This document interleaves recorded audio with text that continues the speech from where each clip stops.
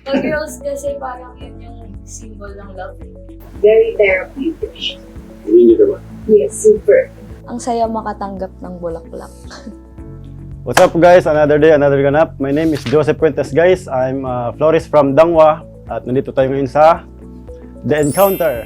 Ako naman si Anne Margaret Infante, but you can just call me Meg, 20 years old from AB Political Science. Hello everyone, my name is Kylie Rizaldo. I'm from the Faculty of Arts and Letters and I arrange flowers for a hobby, as a hobby.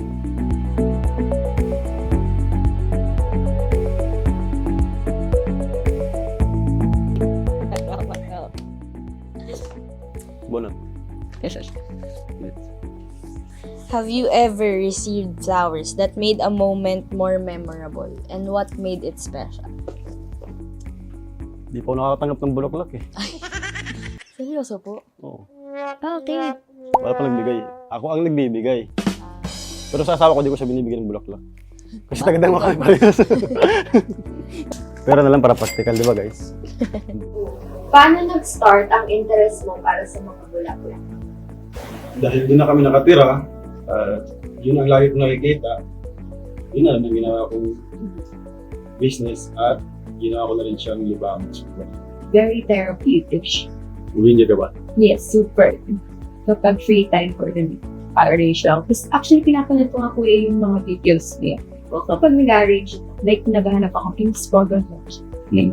Thank you. Sa tingin nyo po, ano ang sinasabi ng pagbibigay ng bulaklak tungkol sa taong nagbibigay? Usually pang sorry, pang suyo, ganun, di ba? Tama? Opo, tama po. Bakit di ka ba nakaranas? Nakaranas na po. Ng sorry? Pagsuyo. Sinuyo ka na? Opo. Oh, may tuyo ko. Parang di ko po naniniwala. Sige. Naniniwala naman ako eh. Ano ang favorite mong flowers and why? Pero hindi siya flower na binibenta sa Dangwa, pero gumamela. Kasi, Wala Kasi sa damo yun. wala sa Dangwa, pero gumamela yung favorite ko kasi parang natural lang siya. Kasi mo siya sa Baka yun eh. beaches. Pero bukod sa gumamela, favorite ko rin siguro peonies kasi mahal siya. Social. Dalawang pionis, isang taong bigas. Totoo ba? Magkano ang peonies ko? Secret. Bawal i-grab. Bawal i-grab, guys. Okay, sige, next question.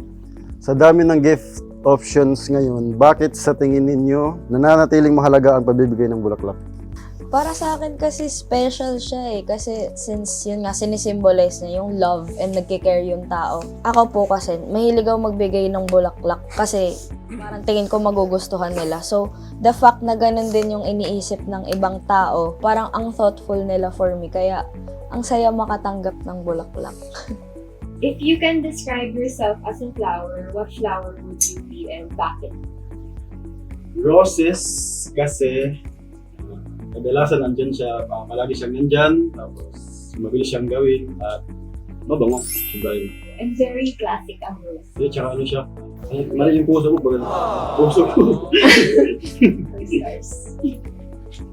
Does the effort of choosing and buying flowers add meaning to the gift? Why or why not?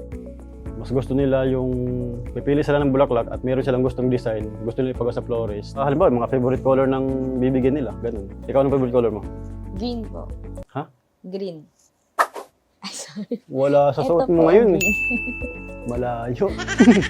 Para kanino ang mga bulaklak na binibili mo sa sarili mo ba? O di kaya for someone special? Medyo, ano ba? Wala. Wala pa? Wala. Recommend ko sa yung medyo ko. Ay, hindi na. wait lang. Hindi. Pero since part ako ng theater organization, every after production namin po yan, nagbibigay kami ng flowers sa isa't isa. So, binigyan ko sila flowers after ng show nila. So, super special niya kasi, syempre, ikaw yung nag-arrange yun and very thoughtful. Sa papalapit na Valentine's Day, alin ang mas tumatak sa inyo? Makatanggap ng bulaklak o makapagbigay sa iba ng bulaklak at bakit? Pwede ba both? Kasi po, gusto kong natutuwa na din po ako nang namimigay ng bulaklak. Bakit ka nagbigay ng bulaklak? Kasi naiisip ko po sila. Ikaw ang bumili mismo? Opo. O pinabili mo? Ako po bumili sa dangwa. Ano yung mga challenges o paghihirap ang hindi masyadong mapag-uusapan sa inyong trabaho? Siguro yung mga time na matumal. Tapos wala ganang namimili. Sayang yung bulak-bulak. Pag hindi talaga siya nabinda, tapon. Bago lang nauso yung mga preserve kasi. Pag matumal talaga, bagsak presyo. Pag wala talaga, tapon na. Sayang, di ba? Bumibili ka ba ng mga bulaklak para sa special occasions or just because? Namimili ako ng bulaklak tapos ititinda ko rin. Pwede ba yun? Okay naman po yun. Hindi, may mga deliveries kami from China, Ecuador. Pupunta ka doon, pabadalan kita bulaklak. Sige po. Sabihan ko po kayo pag pumunta. Hindi, wag na lang pala, magastos ka. Paano nakatulong ang pagbebenta ng bulaklak sa inyong pang-araw-araw na buhay? Siyempre, malaking tulong siya gawa niya. Hindi siya nasisiro sa araw. Hindi siya, hindi siya nauubusan ng namimili. Bukod sa pagbebenta ko ng bukay, ginagawa ko na rin siyang kung para may extra yun. Facebook na rin. Mas malaki yung Facebook kasi sa Facebook ka na rin. Sige po. Mag-views ka na rin. Kung magiging isang bulaklak po kayo, ano ito at bakit? Siguro rose po kasi madalas siyang ibigay. Pag rose kasi parang yun yung symbol ng love. Kaya rose. Wag! Ano po bang masasuggest? Sa pangit. Sa pakita mo yan. Kung ikukumpara mo po ang pagbebenta ng mga bulaklak noong pandemya sa ngayon, ano yung mga pagbabago and pagkakaiba na sa obserbahan niyo? Mas maganda ang benta ngayon kaysa nung pandemya. Pandemya, bawal mag-walk-in. Pero kung pagbabase na ngayon, mas mabenta siya ngayon kasi marami na yan. Marami may irig sa bulaklak ngayon. Hindi niyo po ba naisipan mag-online din? Online ang bets sa bulaklak. Nag-online na ako, kaya ako naging content creator. Put it down. Yun. So I really learned a lot from this experience. Lalo na very close to my heart talaga ang flowers. And sobrang grateful po ako kay Kuya kasi even behind the scenes, sinasagot niya po yung mga questions of anong flowering dala niya and everything. And thank you din po sa encounter because dito ko lang na-experience na maka one-on-one ko yung vendors ng Dangwa. And nagkaroon po ako ng possible discount shop sa Dangwa. So sobrang happy and grateful ko po.